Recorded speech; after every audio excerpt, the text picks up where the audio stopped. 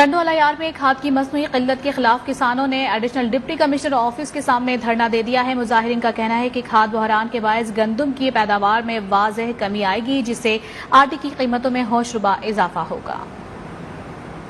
ملک کے دیگر شہروں کی طرح ٹنڈوالہ یار کے کاشتکار بھی کھاد کی قلت کے خلاف سڑکوں پر آ گئے۔ مظاہرین نے ڈپٹی کمشنر آفس کے باہر دھرنا دے کر حکومت کے خلاف نعرے لگائے۔ کسان رہنماؤں کا کہنا تھا مافیا کھاد بلیک میں فی بوری 3300 روپے سے زائد میں فروخت کر رہا ہے، لیکن انتظامیہ ڈیلرز مافیا کے خلاف کارروائی نہیں کر رہی۔ ہم بول رہے ہیں یہ 1770 روپے جو گورنمنٹ کا ریٹ ہے ہاریوں کو ملنا چاہیے، جس سے ملک خوشحال ہوگا، ملک ترقی کرے گا اور غریب کو آٹا سستا ملے گا۔ ٹنڈوالہ یار کی انتظامیہ کو ہم یہ وارن کرنا چاہتے ہیں کہ یہ جو کھاد آیا تھا یہ ہمارے چھوٹے کسانوں کا، چھوٹے ہاریوں کا، چھوٹے مزدوروں کا ہے، ان کو دیا جائے، بجائے جو یہ آپ سرکاری ہاؤسز پر بھیجیں۔ یہ سراسر جو ہے وہ غیر قانونی عمل ہے۔ کسانوں کا کہنا تھا کہ اگر ایسا ہی چلتا رہا تو گندم کی فصل تباہ ہو جائے گی، جس کے باعث آٹے کی قیمت میں بھی اضافہ ہوگا۔